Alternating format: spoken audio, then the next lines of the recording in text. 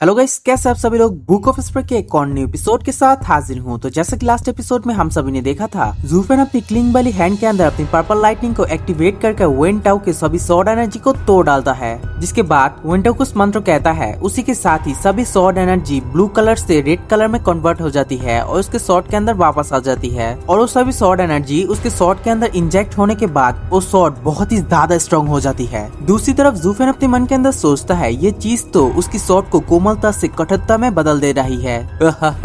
ये तो बहुत ही ज्यादा दिलचस्प है। और भागते हुए वेन टाउ के ऊपर हमला करते हुए कहता है, ठीक है तो फिर मैं सामने से हमला करूंगा। और जैसे ही ज़ूफेन अपनी क्लिंग वाली हैंड की मदद से उसके ऊपर हमला करने के लिए पास आने लगती है, तभी वेन टाउ अपनी ब्लू सॉर्ड एनर्जी की मदद से ज़ूफेन को पूरी तरह से जकड़ लेती है। और फिर वो अपनी मुट्ठी को बंद करते हुए ज़ूफेन को पूरी तरह से अपनी सॉर्ड एनर्जी के अंदर क्रश करने लगती है। और ये चीज को देखकर ज़ूफेन कहता है, ये तो मुझे पूरी तरह से जकड़ लिया है। लेकिन कोई बात नहीं, मैं इस चाल को पहले से ही समझ चुका हूँ। इसी के साथ ही ज़ूफेन अपने क्लिंग वाली हैंड के अंदर अपनी पर्पल लाइटनिंग को एक्टिवेट कर सामने की तरफ करते हुए उसकी उस चाल से बच जाती है, जिससे कि ज़ूफेन उस सॉर्ड इंटेंट की जकड़ से पूरी तरह से बच जाता है और सामने की तरफ उसके ऊपर पाम अटैक करने के लिए आगे बढ़ता है। और इस चीज को देखकर सामने से वेन टाउ सोचता है, ये तो बिल्कुल भी अच्छा नहीं हुआ है और घबराते हुए कुछ हैंड साइन बनने लगती है। उसी के साथ ही उसकी कोमलता की सॉर्ड एनर्जी कठोरता में चेंज हो जाती है, यानी कि ब्लू कलर से रेड कलर हो जाती है। जिसके बाद उस कठोर सॉर्ड एनर्जी की मदद से ज़ूफेन के ऊपर हमला कर देती है। और ये बार ज़ूफेन के पीछे से बिल्कुल परफेक्टली ज़ूफेन के साथ हिट होने के लिए आगे बढ़ता है। लेकिन ये तो हमारा ज़ूफेन है, वो इस चीज को नोटिस कर लेती है। वो जबरदस्त तरीके से पीछे की तरफ देखता है, जिसके बाद वो अपनी क्लिंग विथ इंटेंट यानी कि अपनी पर्पल लाइटनिंग को अपनी क्लिंग वाली बाजू के अंदर इम्यूट करके वहाँ पर एक जोरदार हमला करती है, जिससे कि वहाँ पर आने वाली सभी कठोरता के एनर्जी वहाँ पर डिस्ट्रॉय हो जाती है। और इस चीज से ज़ूफेन भी कंफर्म हो जाती है, उसकी सॉर्ड एनर्जी की क्लब मेरी ये पर्पल लाइटनिंग बहुत ही ज्यादा ताकतवर है। जबकि वेन टाउ इसे देखकर अपनी पूरे एनर्जी को बाहर निकाल लेता है। वो अपने सॉर्ड के साथ साथ अपने बॉडी के ऊपर भी कठोरता की एक शील्ड बना लेती है और उससे फाइट करते हुए ज़ूफेन को भी काफी ज्यादा मजा आने लगती है। वो अपनी क्लिंग वाली हैंड के अंदर अपनी पर्पल लाइटनिंग की इम्यूट करके उसके ऊपर हमला करते हुए कहता है, अब होगा खेल शुरू।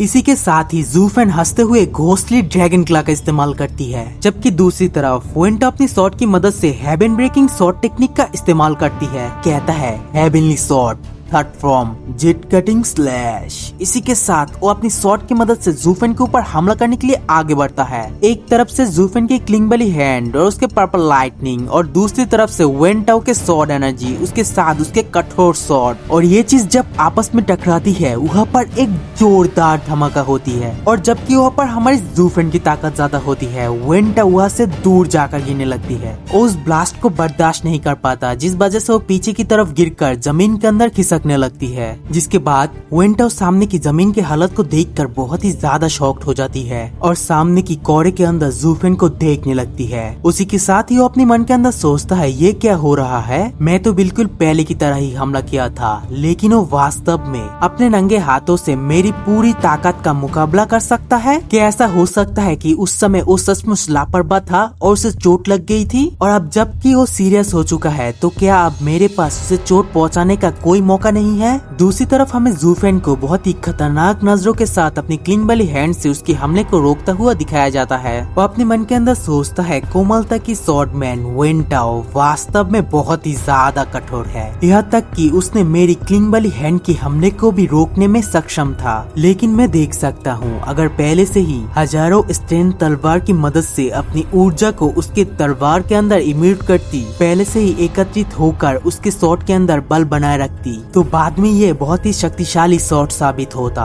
इसलिए जब तक मैं उसके ऊपर तेजी से हमला करता हूँ और वेन टाउ को अपनी शॉट के अंदर एनर्जी गैदर नहीं करने देता हूँ, तब उसके कोमलता की शॉट स्वाभाविक रूप से बिना किसी निशान के पूरी तरह से बिखर जाएगी। इसलिए उसके शॉट के अंदर हजारों शॉट एनर्जी डालने से पहले ही मुझे उसके ऊपर हमला करना होगा। और इतना कहते ही ज़ूफेन बड़ी स्पीड में वेन टाउ के ऊपर हमला करने के लिए आगे बढ़ता है। वो पलक झपकने की स्पीड से ही वेन टाउ के पास पास आ जाती है और इस चीज को देखकर वेन टाओ भी बहुत ही ज्यादा शॉक्ड हो जाती है। जबकि जू फेन वहाँ पर आकर अपनी क्लिंग वाली हैंड के अंदर पर्पल लाइटनिंग की इम्यूट करके वहाँ पर एक जोरदार पंच मारता है और उस पावरफुल पंच की वजह से वहाँ की जमीन पूरी तरह से टुकड़े टुकड़े हो जाती है। जबकि वेन टाओ तुरंत ही वहाँ से हटकर जू फेन की हमले को डॉच कर लेती है और जू फेन वहाँ पर पंच करने के बाद जोर जोर से हंसते हुए कहता है, आखिरकार वास्तव में तुम कोमल शॉट की शक्ति के बिना शारीरिक फाइट के अंदर तुम मुझसे कभी भी मुकाबला नहीं कर सकते हो। और फिर अपनी हैंड को नॉर्मल करते हुए कहता है, ब्रदर वेन, अगर तुम्हारे पास मुझे हराने का कोई तरकीब है तो तुम बेझिझक उसका इस्तेमाल कर सकते हो। और मुस्कुराते हुए कहता है, नहीं तो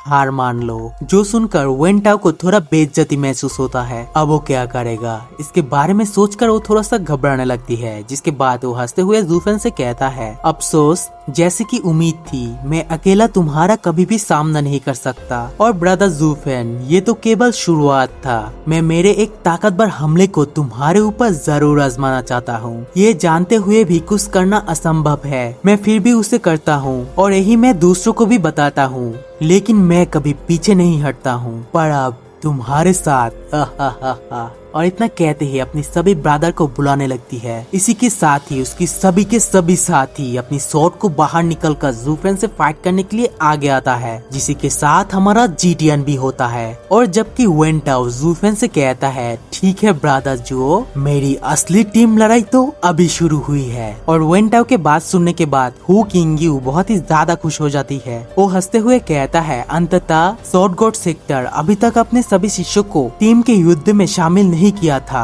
अब वो सभी लोग मिलकर एक आदमी के खिलाफ अपनी पूरी ताकत से हमला कर रही है। मैं ये देखने के लिए इंतजार नहीं कर सकता हूँ। मैं वास्तव में शॉट गॉड सेक्टर की पूरी ताकत देखना चाहता हूँ और इस चीज के लिए मैं बहुत ही ज्यादा उत्सुक हूँ। जबकि दूसरी तरफ यनमो कहता है, लगता है शॉट गॉड सेक्टर कुछ छुपा रहा है। संभवतः वो लोग शीर्ष 3 संप्रदाय को चुनौती देने के लिए तैयारी कर रहा था।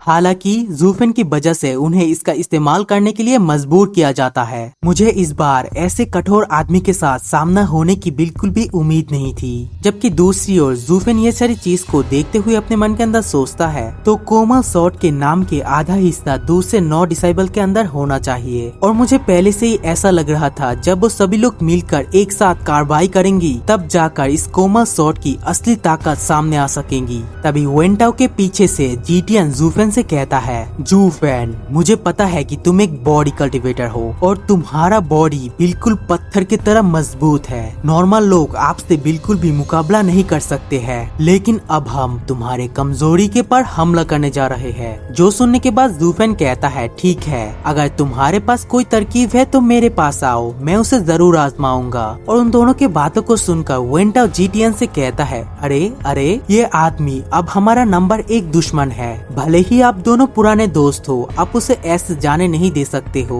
तभी जीटीएन अपनी एनर्जी को रिलीज करते हुए कहता है, अरे भाइयों, अब हम यहाँ पर फाइट करने के लिए आए हैं, झगड़ा करने के लिए नहीं। अब ये फाइट ही असली विजेता का निर्धारण करेगी। और अपने शॉट के अंदर बहुत सारे एनर्जी की इमिट करते हुए कहता है, ब्रदर जो, इसे लेने के लिए आप तैयार हो जाओ। और वहाँ के सभी लोग ही एक साथ अपनी शॉट एनर्जी को आसमान की तरफ रिलीज करने लगती है। जबकि जीटीएन जू फेन से कहता है, मुझे डर है कि इस बार आपके लिए जीतना इतना आसान नहीं होने वाला है। और वो सभी लोग अपनी पूरी एनर्जी को आसमान की तरफ रिलीज करने लगती है, जो कि आसमान में जाकर एक साथ गैदर होने लगती है। और इस चीज को देखकर जू फेन भी बहुत ही ज्यादा शॉक्ड हो जाती है। वो अपने मन के अंदर सोचता है, ये तो। और जबकि फॉर्मेशन के बाहर से यनमो इस चीज को देखकर बहुत ही ज्यादा शॉक्ड होकर सभी लोगों से कहता है, ये तो सभी के शॉर्ट सोल है, ये तो उनकी अपने अपने सोल है। आखिर वहाँ पर वो लोग अपनी 10 सोल को रिलीज कर क्या करने की कोशिश कर रहा है। एक ही समय में वो 10 लोगों ने अपनी सोल को छोड़ दी है। अब यहाँ पर क्या होगा।